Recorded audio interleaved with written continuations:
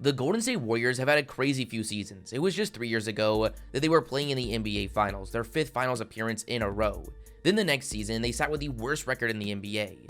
And now 2 years later, they sit as the 3rd seed in the Western Conference with the 4th best title odds. Now a huge part of this is finally having most of their foundational pieces back, but a part that's getting overlooked is one of the craziest young cores we've ever seen.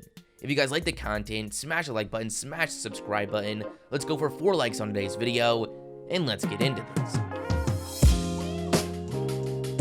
Today's video is sponsored by PrizePicks. It's a super simple player prop site, legal in most US states. They've got tons of lines for different players. You just choose over or under for up to 10 times your entry. And today, I'm putting $100 on the line. I'm feeling very confident. We're going to mix some props for tonight's NBA games, as well as some for the Final 4 matches on Saturday.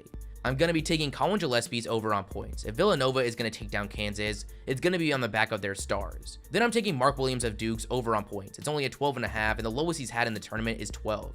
This one's easy. Then I'm taking the over on points, rebounds, assists for Jordan Poole, as it just feels fitting for this video.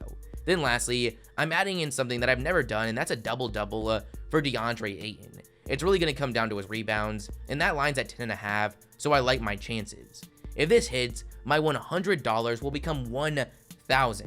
If you guys want to try out PrizePicks, go to the link in the description or use code Jimmer, and they're going to give you a deposit match up to $100. Thank you PrizePicks for sponsoring today's video. Now, the Warriors' young core by itself would still be super impressive, but it wouldn't be as crazy if it wasn't for the roster that surrounds them and the fact that they're in such prime position to really compete for a title.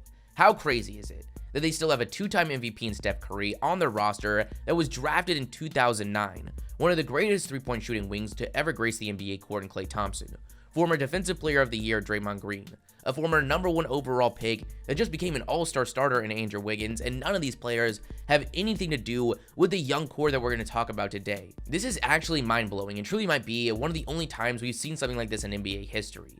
Most elite young cores are built through a series of high draft selections from living at the bottom of the NBA. That is far from the case with the Warriors. As you're going to see, the Warriors have built this group using just one top 5 selection, so we really need to give our props to Bob Myers and what this front office has done. Let's start it off with their most recent young additions, and work our way up to the more interesting pieces. The Warriors didn't have a great season, missing Klay for a whole year, and Draymond for most of it. Now, Curry put the team on his back, and they were able to make the play-in, but they fell short, leaving them with the 14th pick in the draft. But that wasn't the only selection they had. They also held the 7th overall pick from the D'Angelo Russell trade from the previous year's deadline. They gave up Russell, and in return, got Andrew Wiggins, as well as a first-round pick, which ended up being at 7. On draft night, we knew Cade Cunningham, Jalen Green, Evan Mobley, Scotty Barnes, and Jalen Suggs were not going to be on the board at 7. It really came down to what the Thunder would do at 6. It seemed like Jonathan Kaminga was the favorite, but ultimately, they went with Josh Giddey, a player that probably wasn't at the top of the Warriors board, so the Warriors jumped on the opportunity and grabbed Kaminga.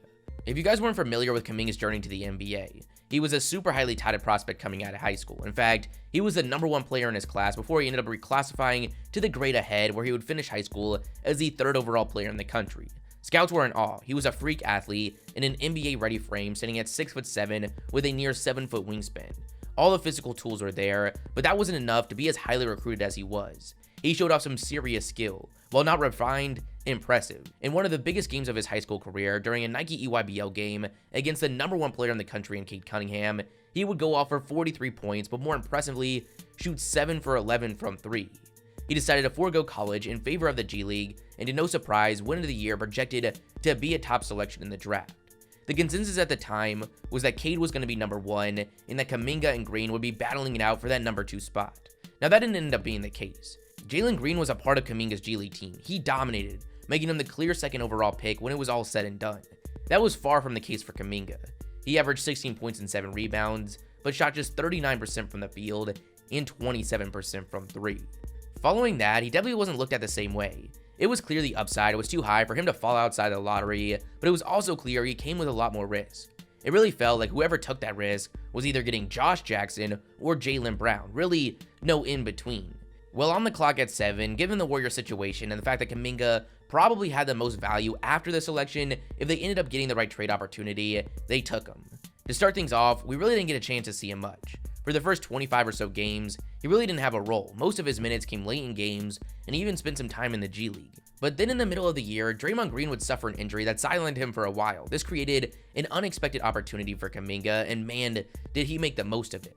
In the last 35 games, he's averaged 13 points and 5 rebounds. Now that doesn't seem crazy, but considering just how good the tape has been and the fact that he wasn't stepping into a role that received much scoring touches anyway, it's been super impressive. His size and athleticism make a difference maker almost everywhere on the court. What I think has easily been the most exciting part of his game is his versatility, really on both ends. He's legitimately played 3 positions this season, even starting multiple games at the center position, and it's not like it's been perfect. I don't think he's going to be playing the center position on a consistent basis. He's young, the tools are there, but he makes mistakes and can look lost. It kind of feels like right now, both him and the Warriors are trying to figure out the player he's going to be going forward, but I think you've got to be excited with the group he's playing around. Learning in an established system alongside some of the best shooters of all time, and another player that shares a lot of strength in Draymond Green. I truly think this could be a massive difference maker for his career. He's one of those guys that is really hard to compare to other players in this draft class, as most of the players that were selected around him were given huge roles off the jump with massive shares in their team's offense. That clearly hasn't been the case with Kaminga, but he has still done more than enough to impress. I really think the public perception of him would be completely different if he was on, Houston, OKC, or Orlando. You get the point. The second of their lottery selections was Arkansas shooting guard Moses Moody. I was super high on him coming into the draft. This was a guy that was a 6'5" shooting guard with a 7-foot wingspan. In high school, playing alongside the likes of Cade Cunningham and Scotty Barnes at Montverde, he really bought into the 3-and-D role. He then goes to Arkansas and manages to ramp up his volume with no problem. I really thought, considering where he was projected to go in the draft, he was probably the best balance of risk versus reward. Now, like Kaminga, Moody hasn't had a very big role so far, but unlike Kaminga, he hasn't been able to hold on to any consistent minutes as the season has gone on, but I really like what we've seen from him when the role has been there. Earlier in the year, he scored 20 points against the Spurs, shooting 6 for 10 from 3. He dropped 30 against Denver a few weeks ago, shooting 5 for 12 from 3, and just recently scored 18 points, shooting 3 for 7 from 3. Again, it's tough to find room for some of these young guys when this roster is fully healthy, but I think it's tough to deny that he looks good. It's really only a matter of time before he's a solid 3-and-D wing with this team with the upside to really become a foundational piece of this team's future. The frame, the shooting, it's not going anywhere, and I really don't think there was a better selection at 14 that they would have realistically taken. Now let's go a little bit further back to last year's draft. The Warriors, as we said, were briefly the worst team in basketball, at least according to their record. In the lottery, with the Timberwolves jumping up to number 1, they slotted in at 2. It was pretty unclear, even on draft night, who they were going to go with. It looked like Edwards was going to be going number 1. That ended up happening. While Wiseman was a clear favorite, it did feel like LaMelo Ball was an option, which is crazy to think about. On draft night, we even saw him holding up the number 2 to the camera. It really felt like he was suggesting he had some reliable intel that the Warriors would be taking him. That did not happen. They went with James Wiseman. Wiseman was a 7-foot center that was a top player in high school, ended up going to Memphis. He played just a couple games before getting suspended, ultimately deciding to forgo the rest of his freshman season to prepare for the NBA draft. But man, was he impressive in those games. Most top college players are going to have some juice non-conference stats early on in the year, but nonetheless, it's hard to argue with 20 points, 11 rebounds, and 3 blocks a game, shooting 77% from the field. Considering the Warriors roster at the time and the fact that Wiseman was the clear top big in this class, and it appeared there was no chance he was making it past 3, this seemed like a very solid selection. All things considered though, I wouldn't say he lived up to the expectations as a rookie. The opportunity was there, no question about it, but he really struggled on the defensive end, which caused him to be thrusted in and out of the starting lineup. On the offensive side, it was solid, but we need to remember the expectations at the time. A lot of people looked at him as a can't-miss big prospect that was going to come in and give you 18 and 10 off the jump. He averaged 11 and 6, not giving us too much to get excited about at the time. He ended up going down with injury that caused him to miss the end of the season and eventually this whole entire year. But even after that somewhat disappointing season, I still don't think many were doubting the upside. It was there and still is. The skills he has at a frame like that, you rarely see, and seeing the progress that a guy like DeAndre Ayton has had on the defensive end since his rookie season, there's a lot of hope that he's not just going to be a guy to talk about for their future, but a real difference maker in the present time. Then lastly, we've got their first round pick from 3 years ago, whose recent play really sparked me making this video, and that's Jordan Poole. Poole is far from a hyped up prospect. He spent 2 years at Michigan, averaging 6 points as a freshman and 13 in his second year. But it was his shooting ability that had scouts impressed, and eventually was enough for the Warriors to grab him with the 28th pick. It's crazy seeing where he is today due to how rough the start of his career was. He averaged 9 points as a rookie, shooting an atrocious 33% from the field and 28% from 3.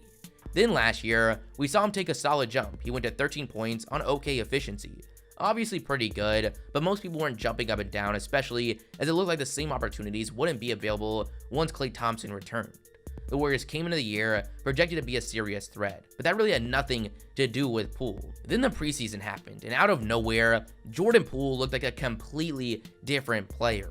He looked confident, he was creating his own shot, and the hype just started to fly in.